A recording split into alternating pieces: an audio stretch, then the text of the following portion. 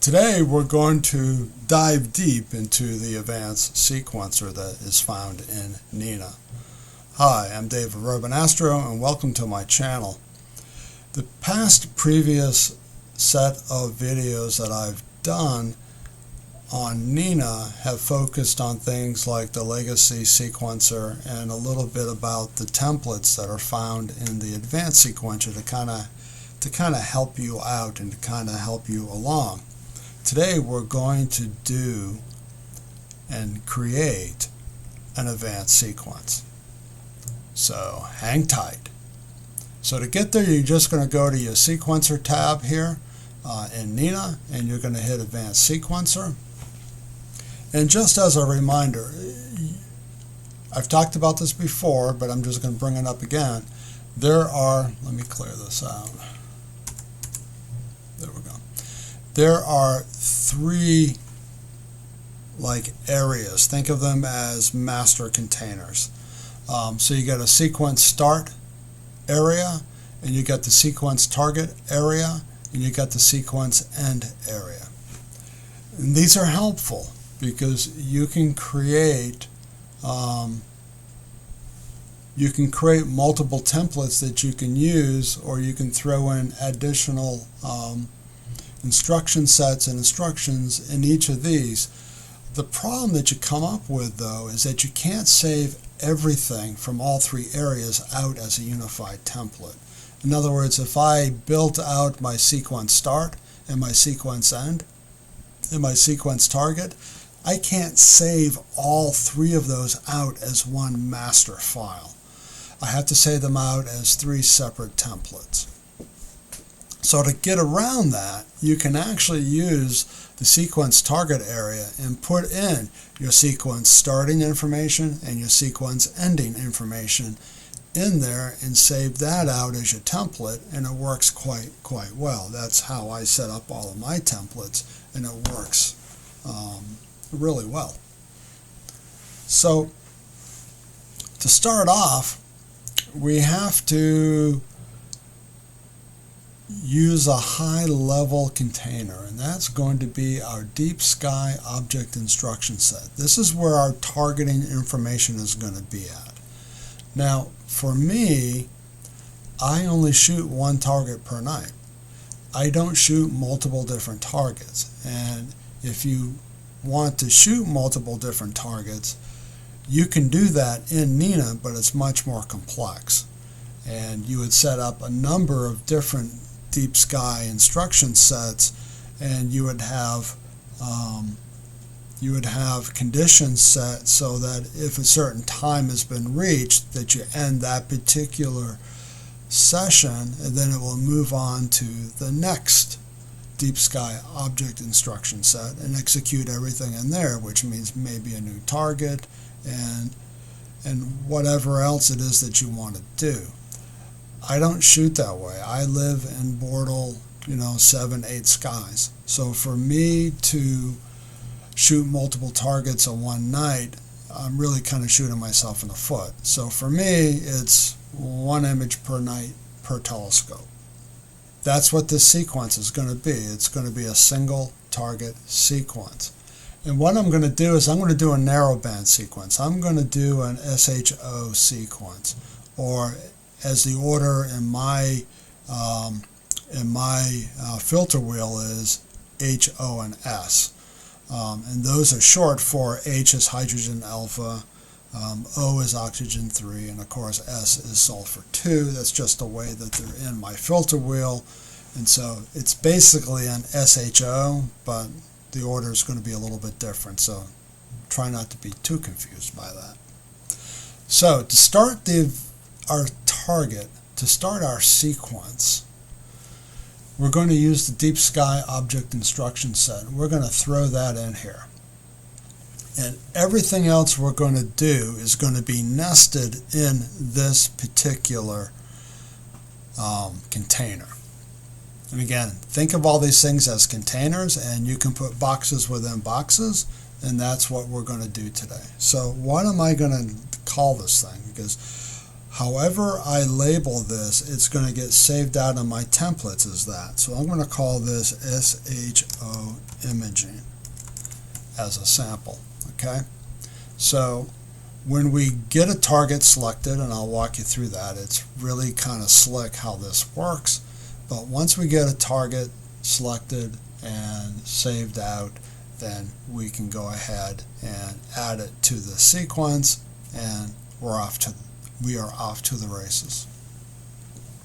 So because this is the high level container, there's certain things that we want to happen when we're imaging for this imaging session. Okay, there are three things that I want to have happen. I want to do a meridian flip, or have the ability to do a meridian flip. I want to center after drift. If my target has drifted, I want to be able to center. And the other thing I want to do is I want to restore guiding. If I do a meridian flip or I've drifted, I want to restore my guiding, so that way my guiding is working, because as soon as I center after drift, PhD2 is going to like freak out, like, hey, the guide star is moved, I can't do anything. And so you want this, you want the restore guiding there, so that way it tells it to find a new guide star and to start over the process again. So that's at the high level. That's what I want to happen during my imaging session, and I want to be able to account for those things. So to do that, we can come up here and I can either look for it through the list, or I can use the search up here and just type in what I'm looking for. So in this case, I'm going to type MER, and we have meridian flip, and you see that it's a trigger. So I'm going to go ahead and I'm going to add it to my triggers right there. So this meridian flip, I'm going to put in center after drift. So there we go. And I'm going to put that guy in. Right there. There we go. And then the last thing I'm going to do is restore guiding, and there we go. So those are our high level triggers. So for this target, if I have to do a meridian flip, I want to be able to do one. If I drift, I want to be able to center, and restoring guiding, I want to be able to restore guiding. So now the center after drift has several different things here. Now what I'm going to do is I am going to set up my SHO where I'm imaging for a half hour each filter and then looping through that. So basically 6 images every half hour in a particular filter. They're going to be 5-minute exposures, 300 seconds each, which is a half an hour's time. So what I'm going to do is I'm going to evaluate this knowing that that's how I'm going to set this thing up. I want to evaluate center after drift after every third image. And what it will do is it will do a behind the scenes plate solving to determine whether or not I've drifted based upon my max arc minutes here. And I'm just going to set this based on my camera and telescope, and this should work for most people. I'm going to say after 3 arc minutes, I want to, that's the maximum amount of drift that I want. And I want it to center when it has found that drifting having taken place. So, those are our high-level triggers. So now what's next is we're now going to start building out the actual sequence itself. And the first part that I want to do is let me get rid of this, is I want to do basically session startup. So I'm going to go here, it's going to be sequential. I don't use a whole lot of parallels. Occasionally I will, but I haven't found a really useful need for it yet, but that's just me. So here we go, we got a sequential set, and I'm going to call this session prep. Okay, So I'm not going to put any triggers, I'm not going to put any loops. I just want certain things to happen while I'm sitting here getting ready and setting up and prepping for my session. So the first thing, and again, it might be helpful if you take out a piece of paper and write down everything you want to happen and think about everything that's going to go on during your imaging session, because that will help you build out your session. So what's the first thing that I want to do? So I've gone out, I've turned everything on, it's at sunset, and I'm ready for my imaging session. So what do I want to happen? Well, the first thing I want to do is I want to wait for time. I want to wait until it's astronomical twilight or astronomical dark. So I'm going to type in wait, and you notice that we get a lot of different options here in the utility section for different things. And what I'm going to do is I'm going to wait for time, and I'm going to just drag that down here, and there we are. Now I have options here. If I click this down, I can start imaging at sunset if I want, or nautical dusk, or astronomical dusk, and that's pretty much what I'm going to choose, is astronomical dusk. You can also select astronomical dawn, and you may have a wait for time to do certain things, like maybe sky flats, in which case you may want to wait for astronomical dawn in order to do sky flats. And so that's why it's there, is because you can use it for these things. And then you got nautical dawn, you got sunrise, or you got a meridian flip. In my case, I'm going to do astronomical dusk.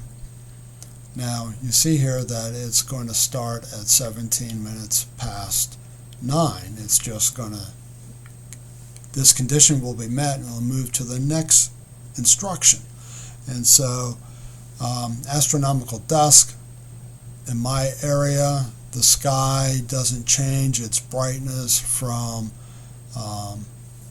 really just, I can go a little earlier, I guess is what I'm trying to say, from astronomical dusk. So I usually like to offset this by 10 minutes. So I'm going to say -10. Oops, that didn't work out. -10. So it's going to basically start at 7 minutes past 9. And I'm going to use those 10 minutes to do a bunch of other things. And we'll see what that looks like here. So now that I've got that, what I want to do is I also want to put in here wait for altitude. I want to make sure that my target, whatever my target is going to be above. Actually, I'm going to go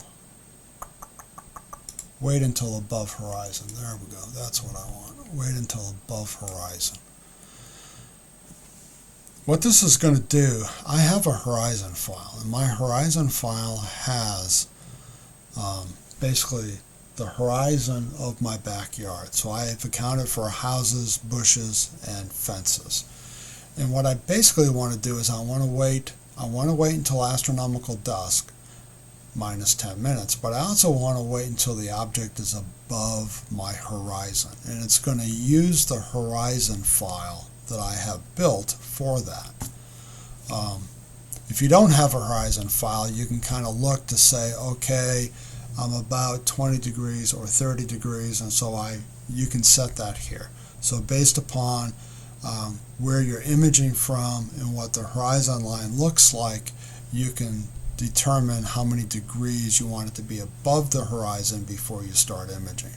For me, I want it to be about 5 degrees above my horizon line, so that way I clear any interference. I don't have to worry about a little bit of the fence or a little bit of the house, because it's cleared the horizon, but I'm going to get parts of those objects in my frame unless I wait until it's 5 degrees above that. So that's usually what I set there, and that's usually how I use that. Okay, so the other thing that I'm going to want to do is I'm going to want to do things like cool my camera. So I'm going to come in here and I'm going to go cool, and you see we got cool camera. Now you notice that there's these other instructions that have like a plus and it says Power-Ups Enhanced Instructions. You can install plugins which provide you with additional instructions. I'm just sticking, for the sake of this, with just the instructions that come with n.i.n.a.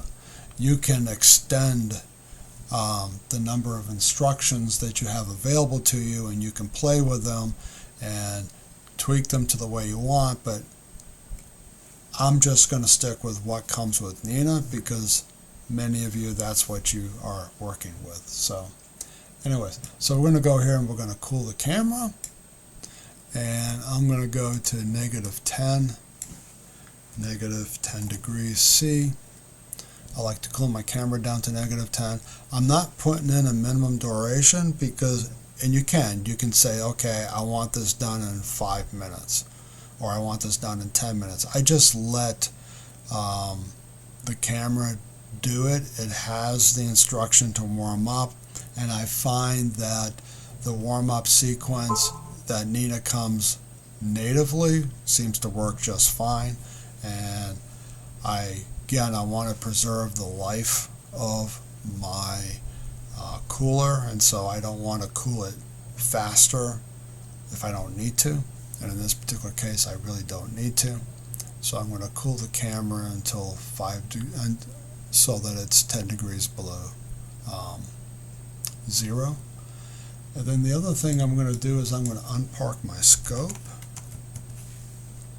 And here we are, unpark scope. And again, this is a mount related thing. And the other thing I want to do is I want to tell it what kind of tracking mode I want. So I'm going to set tracking, and it's going to be side reel. So far I've got my master triggers, which is going to do for my whole entire session.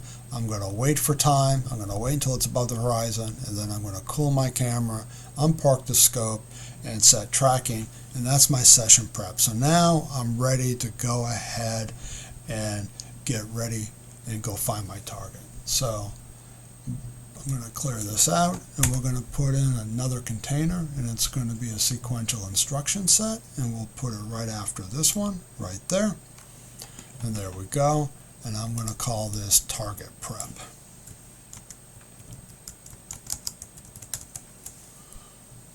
This is basically slewing to the target, running through autofocus, setting up guiding, doing all those things to get ready to actually do my imaging. So what we're going to do is we are going to, again, I'm doing SHO, so I'm going to do filter, and I'm going to want to switch my filter. And you're asking, why do you want to switch your filter? Because I'm going to run an autofocus routine, and I'm going to slew, and it works a lot better if it's set to luminance. So I'm going to go ahead and set my filter here to L, which is my luminance filter. And I do that when I'm doing things like autofocusing, or slew and center, or slew, center, and rotate, or plate solving, or anything like that. I generally like to use the luminance filter. You get your best results. So once I've got that selected, next thing I'm going to look for is I'm going to look for a slew and center. And there we are, slew and center. Now I happen to have a rotator, so I could easily pick slew, center, and rotate. But a lot of people don't have a rotator, so I'm not going to worry about that right now. I'm just going to use the slew and center command as I have it there. So the next thing I'm going to do is I'm going to type in guiding, and we want to start guiding. Now you have an option here. You can either force a calibration, or you can use the previous calibration. And I generally tend to leave this off, because once you've got it calibrated, it's generally pretty good, I find, for PhD2.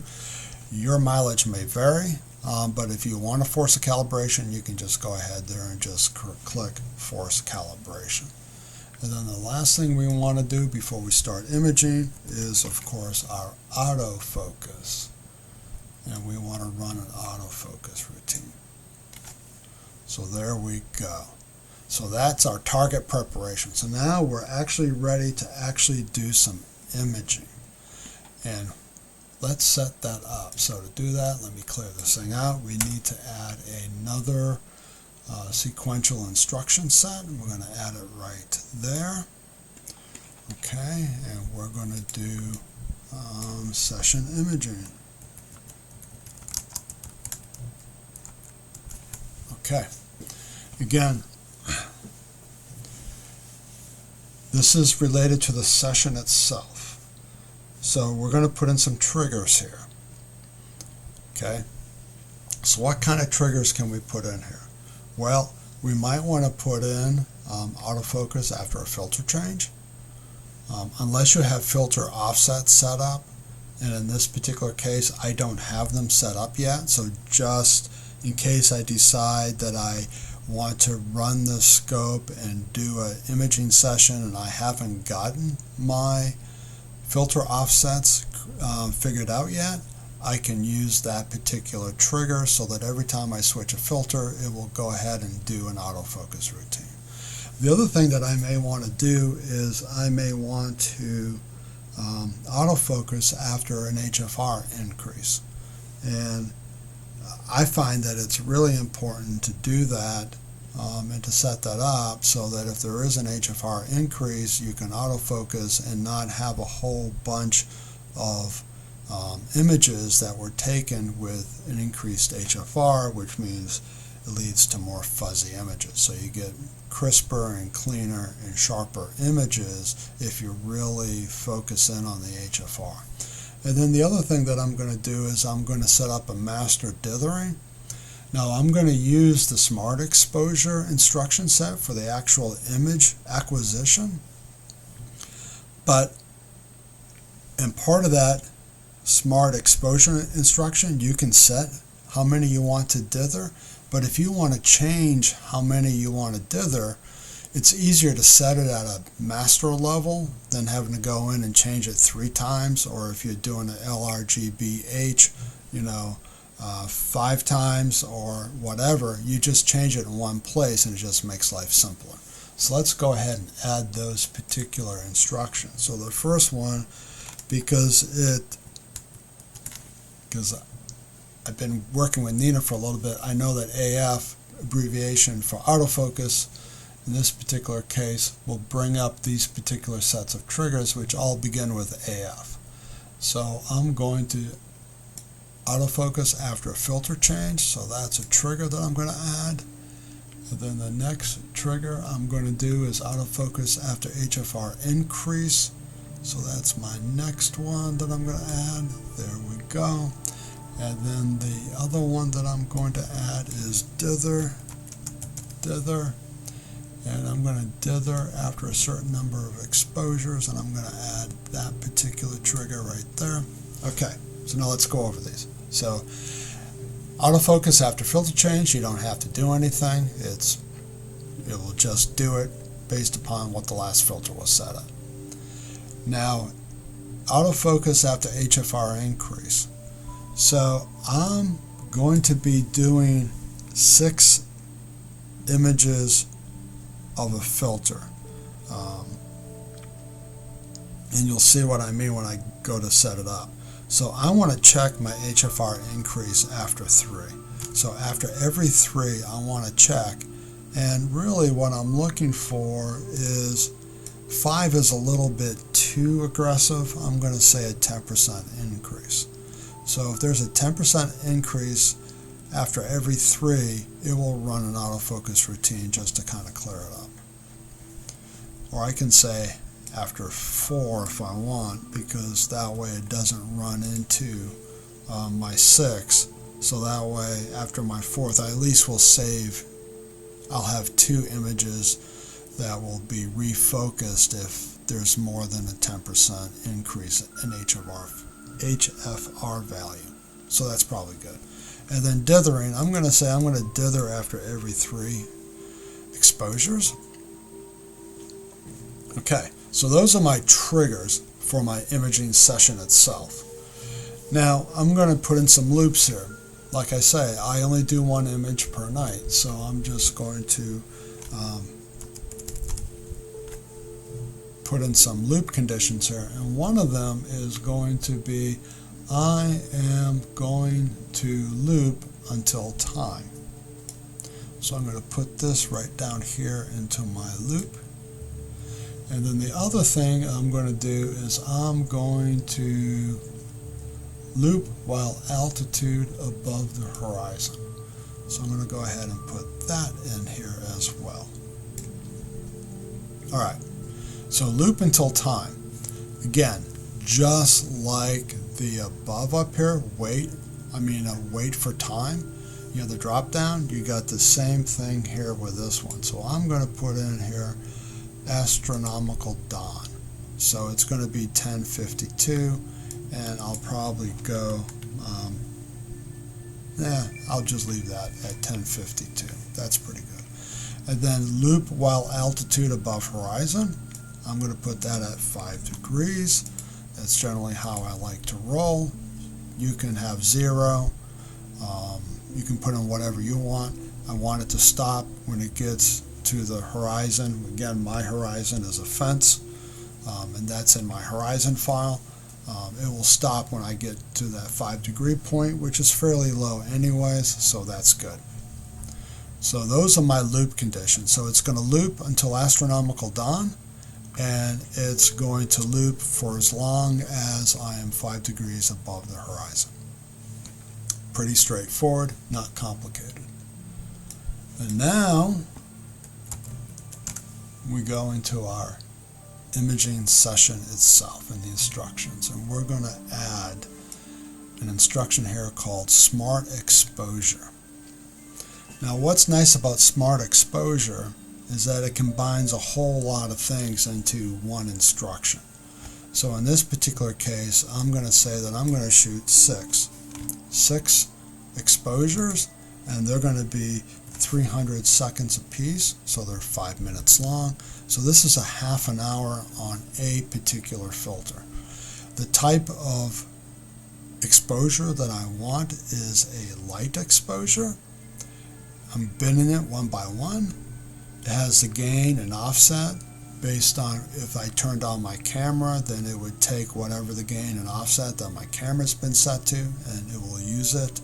In this particular case, I'm going to change my filter.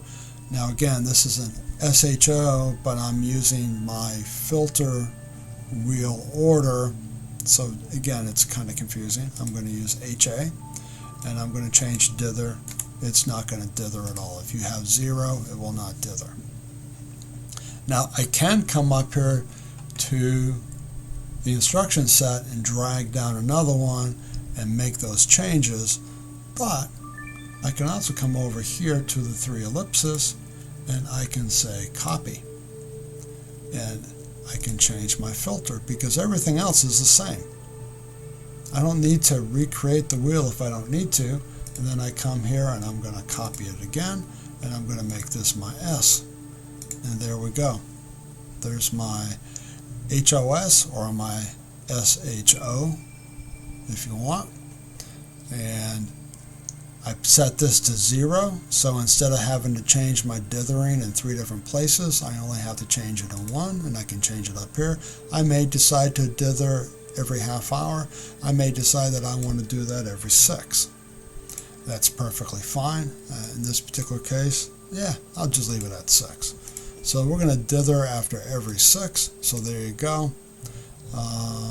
So basically every time that I finish a sequence here of imaging on a particular filter, it will go ahead and it will dither. So when I come back to H, it will be dithered, and O will be dithered, and S, and I'll get a sequence of 6 images, 1 for every half hour. Or I can change that back to 3 and do it halfway through, but I'll probably just do it at 6. Kind of makes sense to me. Okay, so we image, and then it's the end of the night. Now we need to have certain things happen, right? So what I want to do is I want to put in another instruction set, another sequential instruction set. Actually, we can make this one a parallel instruction set. Let's go parallel instruction set. just for grins and giggles. So there we go. Here's a parallel instruction set. So what do I want to happen? Well, I want to stop guiding. So stop guiding. Boom. I also want to park the scope, right? Park scope. So I can stop guiding, I can park the scope, and then I want to warm my camera, and warm my camera, and there I go. And then I'm going to change this. This is going to be session wrap up.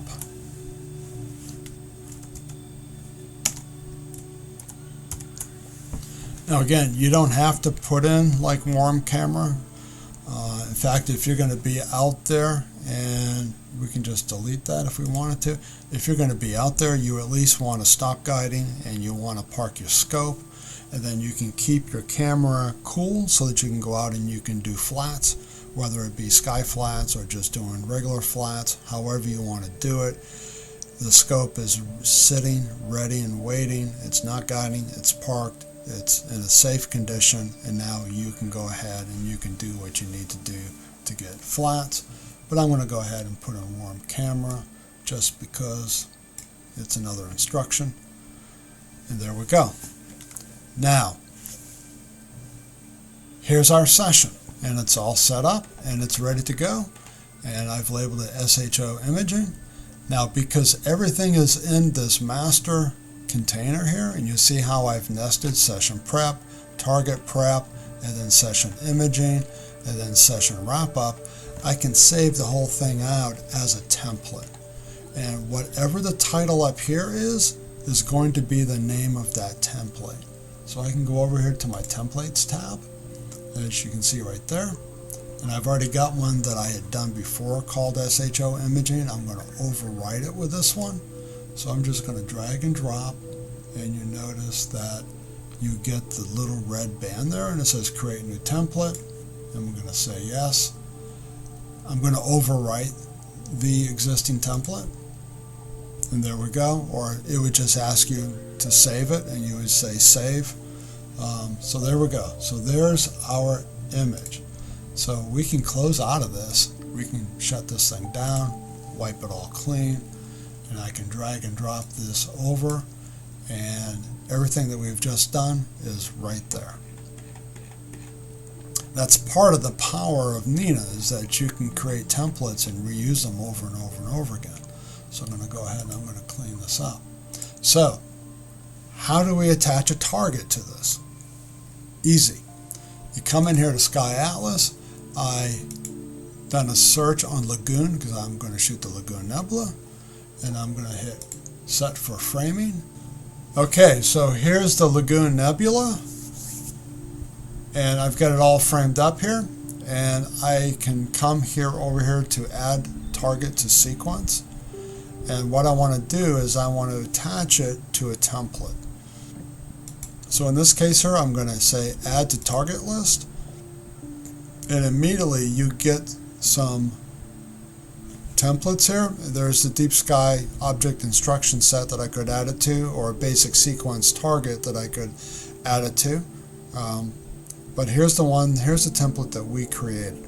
These are found in the templates that come with n.i.n.a, but this is the one that we built. So SHO imaging, so I'm just going to go ahead and click on that, and we get the little success target Lagoon Nebula has been created. So now we can go into the sequencer,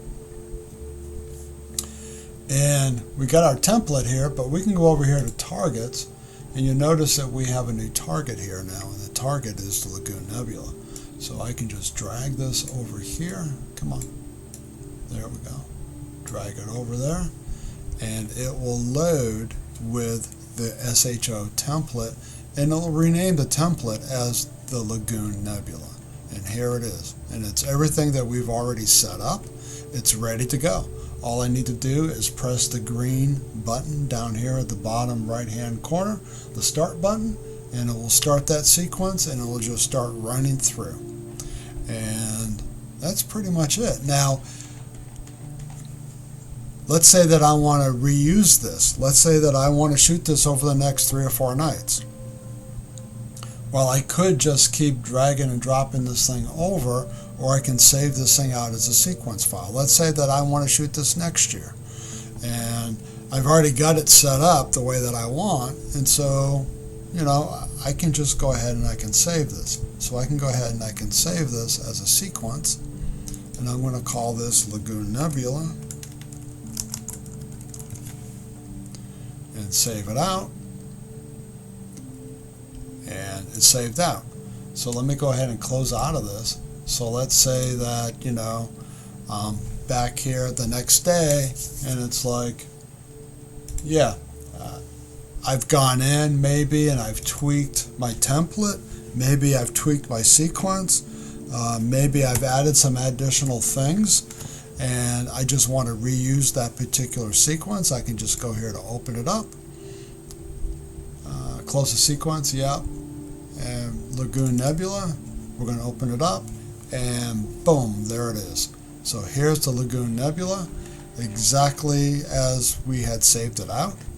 And so usually what I do, because I'll go in and at the end of the night is I'll just go ahead and I'll just hit like the save button. That's kind of like the last things I do in n.i.n.a, just to make sure that everything is indeed saved.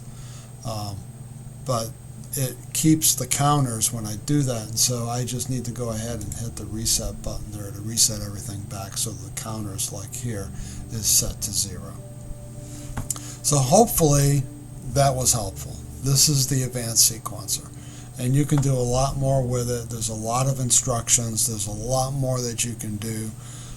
If you've actually done the Flat Wizard and you've trained for flats because you have an automated flat panel, you can put that stuff into the advanced sequence. There's all kinds of things that you can do. If you've got a dome, which eventually I'm going to have an observatory with a roll-off roof, and so the dome piece here, the open the dome shutter and the close the dome shutter, I can add those to my sequence. You know, I can do all those kinds of things. I can add that stuff in. So the world is your oyster when it comes to the advanced sequencer. So if you found any of this to be helpful, please feel free to click the like button down below. Subscribe. It would not hurt my feelings. And until next time, clear skies and happy guiding.